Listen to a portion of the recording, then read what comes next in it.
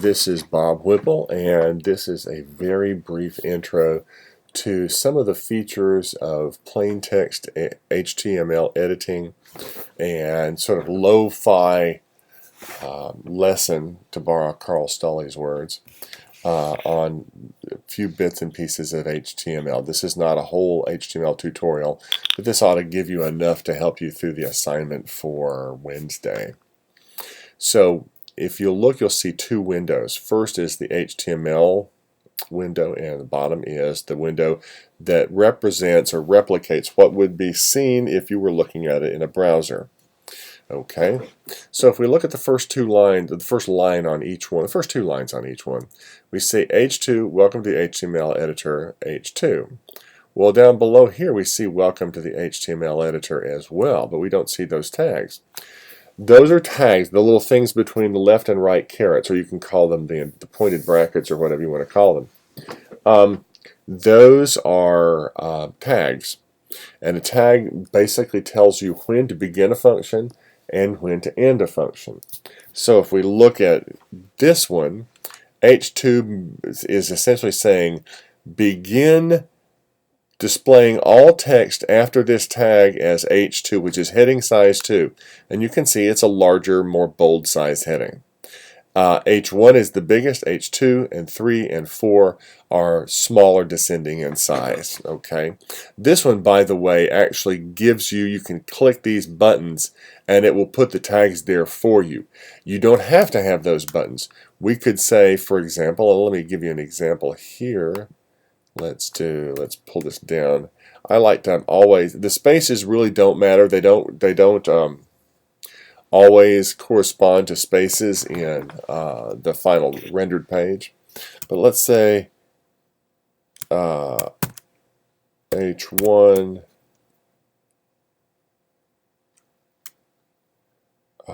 caret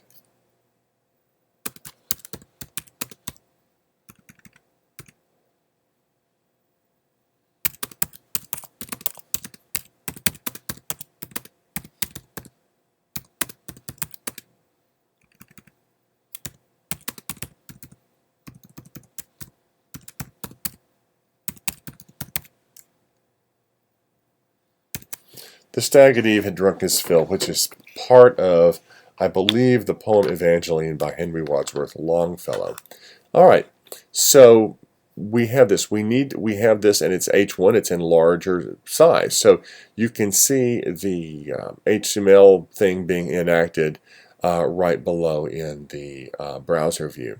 Okay, we need to end this though. Otherwise, anything that might come between here, somebody might do some more editing, would be at H1, and they might not want it at H1. So let's close H1. To close a tag, you have the left pointy bracket, right pointy bracket, but the slash is the closing bracket, and we close that, and there we are. So the Stag at Eve has drunk its fill. We've just done the bare creation. H1, H2, H3, H4. Let's look at another tag. We've got the P tag. That's a paragraph tag. All right.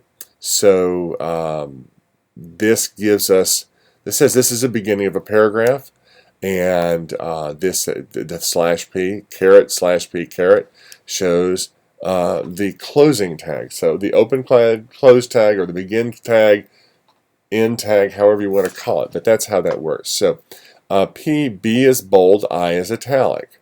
Okay, so it would be caret P caret, caret B caret, and caret I caret. Okay, all right.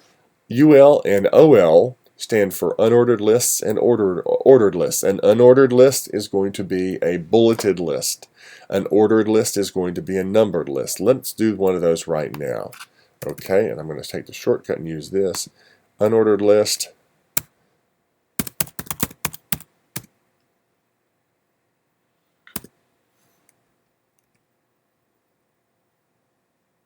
Oh, wait a minute. Before you do the I forgot. For each one, you have to do LI, list item. Okay, so bananas.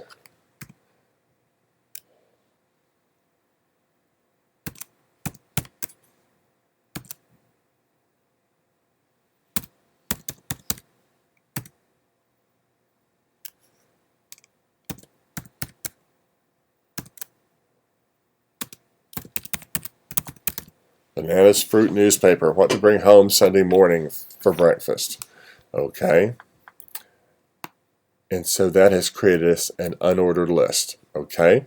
If we change this to ordered list, it makes it 1, 2, and 3. Notice, by the way, the indentation up here in the HTML workspace does not translate. It does not have any apparent effect on what happens in the browser space. As long as you've got OL or UL, ordered list or unordered list, and list item, list item, list item, you're fine. Now you need to end. So let's do slash OL. Okay, and we've ended our ordered list. It's a matter of safety, a matter of clarity, a matter of being precise as to whether how meticulous you are on ending your tags. You need to end your tags, otherwise anything that gets in between an unended tag and the next tagged element is going to take the properties of the unended tag, and that's going to look kind of wonky especially if you don't intend it to do so. So always end your tags. One of the keys about writing basic HTML is you need to be very picky and very meticulous, because HTML will only do what you tell it to do. It will not assume that you meant to end a line as Microsoft Word might in a more software-focused program like Carl Stoley said. It will not assume that you really wanted to end a line or the paragraph was finished or anything like that. So it's kind of dictated using voice recognition to dictate. You always have to specify the beginning and the end, just like in voice dictation. You have to say, new paragraph, new sentence, period, question mark, that type of thing. All right, let's do something else. Let's do a link. Okay.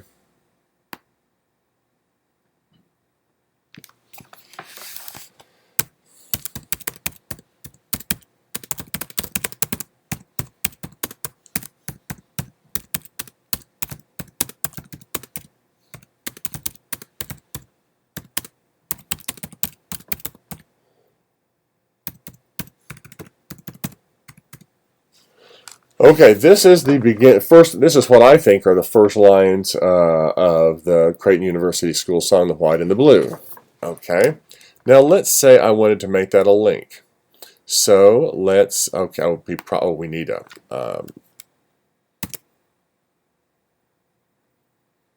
slash. Hang on, we need to end that as well. All right, so let's make this a link. So let's click it.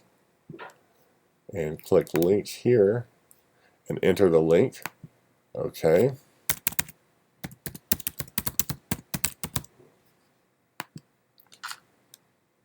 Okay, now look what it says. We've still got our stuff here, but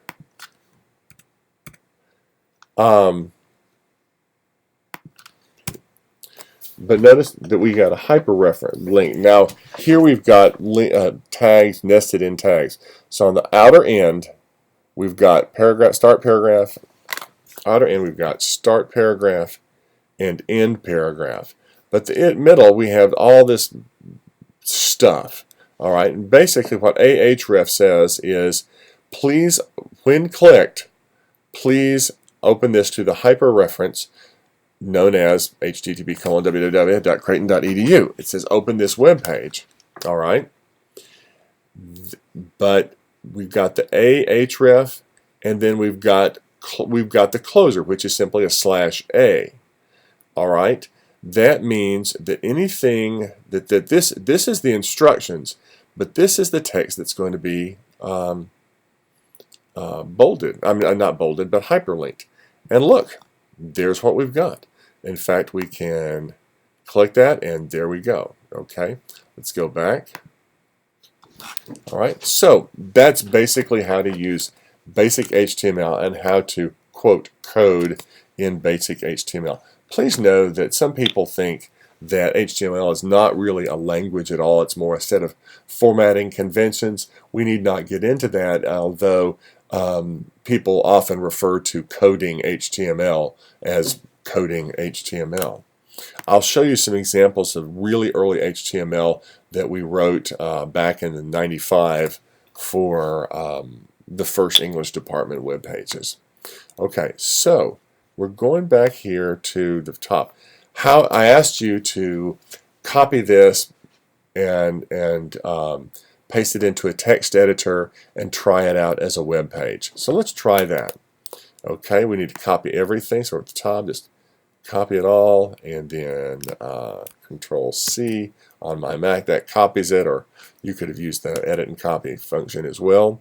Okay, now let's go to a text editor. Now for Mac, I've got Text Edit. And with Text Edit, you have to be very careful and listen to what I'm saying. Otherwise, you're going to have a formatted page, because Text Edit often defaults to rich text format, which is something that's easily readable by Microsoft Word. We don't want that. Okay, so we just want Control V and paste. All right, there we go. All this. It's a little smaller format, but it's identical to what we saw up here. All right, then we need to File, Format, Text. Okay, great. Make plain text. You have to say make plain text. All right, otherwise it's going to be formatted in Word or Word-like stuff, and it won't show up as a web page. So just take my word for it. Make plain text. Okay, there it looks a little bit more like HTML font, HTML code font face rather. And then we go to File, Save. Need to give it a name. Let's call it Bob Test. HTML. Now that HTML at the end, that signals to the system that, oh, it's got HTML at the end, I better go grab a browser to display this, and that's what it's going to do. Okay, plain text encoding, just leave it like it is. Save it on my desktop, go save. Use HTML instead. Please just use HTML instead, okay? Okay, now we can close these things and go to Bob Test. Let's see where it's... And voila! There we are. We have a working web page. So that's how to complete the assignment that I asked you to do for Wednesday's class. When we get in class, I will bring to your attention that Google is not this Google logo here, this graphic. This is not an embedded logo. It's a linked logo, which can help if you're dealing with issues of copyright. We simply made a hyperlink to the Google logo, and so what it did, it just drags it in from the Google site and shows it here only for the purposes of viewing this. It is not embedded in the form or the file or in a separate directory for this web page. All right, thank you very much. If you have any questions, I'd be happy to answer them in class, or before class. I will be on campus. Let me see, I have a class at 11, so I'll be on campus between roughly noon and our class at 3. Hope you guys have a good afternoon. Take care. Bye-bye.